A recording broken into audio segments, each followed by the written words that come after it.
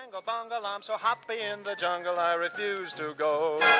Don't want no bright lights, false teeth, doorbells, landlords, I make it clear that no matter how they coax him, I'll stay right here.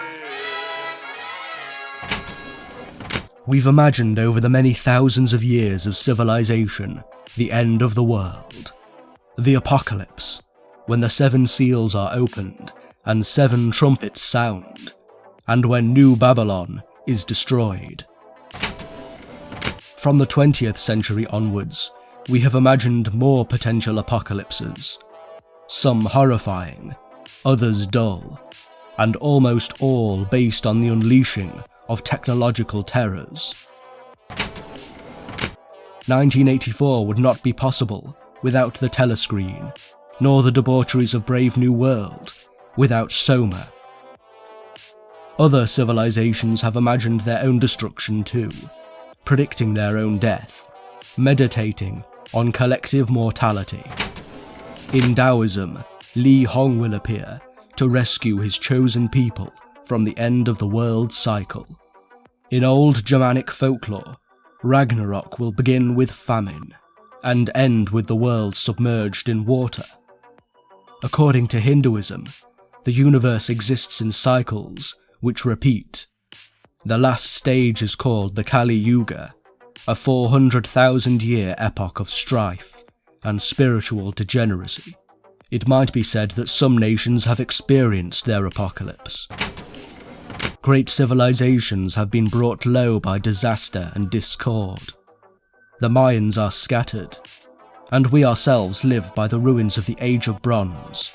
The Rapa Nui of Easter Island may have caused their own apocalypse, overlogging their island in their quest to please their gods, destroying their environment, leading to starvation and cannibalism.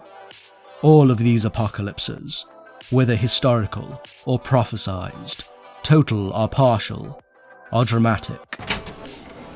They deal with chaos, destruction and death. Millions perish, and disorder reigns over the earth. But what we see in the 21st century is for now a dull, slow degeneration, a collapse of moral fibre, rather than material prosperity or political order. I don't think there is any example more typical of this dullest of dystopias than the daytime advert. If Western society remains unchanged, this is the calling horn of our future personal apocalypse, the requiem to our lives' end. Once, not too long ago, adverts, in prime time or daytime, were vehicles to sell vacuum cleaners, microwaves and electric grills.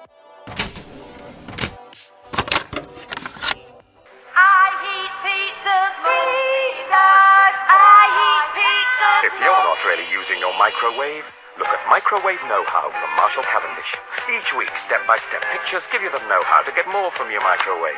In week 1, shielding, turning, covering, how to prepare speedy snacks, and special recipes like wine-poached haddock. Get it and soon you'll be... jamming, roasting, pasta baking, lemon pudding, baking. All it takes is know-how from Microwave Know-How, with B-Jam vouchers in part 1.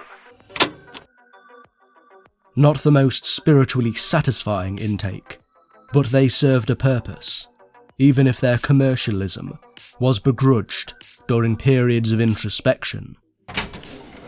A few adverts are even looked upon fondly. Older viewers might recall Hovis's boy on the bike, pushing his bicycle up an idyllic valley, or the hillside singers performing their rendition of I'd Like to Teach the World to Sing, for the purposes, of course, of selling Coca-Cola. Now television, especially daytime television, most often watched by the retired, is filled with advertisements regarding mortality. Smiling elderly women will attempt to sell you a guaranteed over 50s plan, and paunch baby boomers grin as they try and tempt you into membership of a predatory bingo site. Old men will stare solemnly, woodenly, as a soothing voice narrates how this gentleman doesn't want the pomp of a funeral, too fussy too ritualistic, but a cheaper, simpler cremation. Imagine being an old age pensioner today, relaxing on your sofa, turning on the television to watch pleasant reruns of Dad's Army, or comforting episodes of Escape to the Country. Yet between the laughter and the rural dreams, you are confronted with the constant, looming threat of mortality and the temptation of equity release, or a dozen shining gambling websites, looping in a never-ending spiral of hours and hours and hours, day after day, week after week, month after month. Never mind the charity adverts, unabashedly pulling the strings of the heart, with faces of emaciated children staring out at you from the television screen, enticing you to give your money to a giant, faceless charity to assuage your guilt and regret. It is the indulgence of the age, greedier and more grasping than any medieval pardoner. Worst of all, propaganda works, no matter how strongly the individualist disbelieves. Through emotion which we all share, propaganda plies its trade, tying a sensation to an idea which can be as complex as a political cause, or, more presently, as broad as a world experience. Consider, for instance, the night, the darkness. How much of the mythos surrounding the night is based around evolutionary instinct, around common sense, an echo of the fear of the predator, of the bear, the wolf, the cougar. Now ponder how much of that fear is the consequence of the stories we've told each other for 10,000 years. We have filled our mindscape with shadows, with terror, lurking, just beyond our sight. And now we're filling the minds of the elderly with drudgery, with gambling, and the looming, personal apocalypse of death, grinding down on their psyche, day after day. If you think I am perhaps exaggerating, alas, I am not. I took the time to watch ITV4 for about an hour and a half, from about 1:30. I noted down 3 cycles of adverts during that time. There were 17 adverts over the period. 2 of them were for life insurance. 1 was promoting cremation as an alternative to a traditional funeral. 3 were for charities. 2 were for gambling, and 1 was promoting equity release. That is 9 out of 17 adverts. And that is our future too, if nothing changes. Perhaps you might say that television is dying, and that the traditional advertisement is dying with it.